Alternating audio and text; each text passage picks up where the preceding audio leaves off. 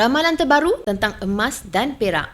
Menurut seorang penganalisis dari bank besar BNP Paribas, keadaan geopolitik yang tak menentu sekarang ini boleh tarik harga emas naik sampai US 5,000 per ounce. Itu paras yang sangat tinggi kalau dibandingkan dengan harga sekarang. Kenapa emas boleh naik? Sebab bila dunia tak stabil, bermaksud ada risiko ekonomi, perang dagang atau kebimbangan pasaran. Maka pelabur cari aset yang lebih selamat. Emas ni selalunya jadi tempat orang berlindung sebab nilainya tahan lama. Tapi lain pula ceritanya dengan perak.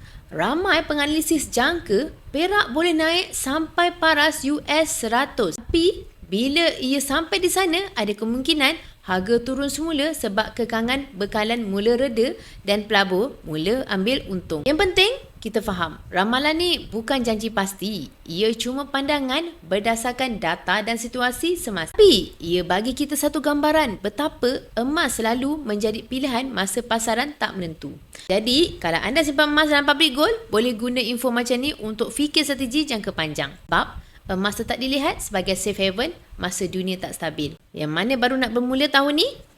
Klik butang sign up. Saya akan tunjukkan cara simpanan emas yang terbaik untuk anda. Emas, pasport kekayaan kita semua.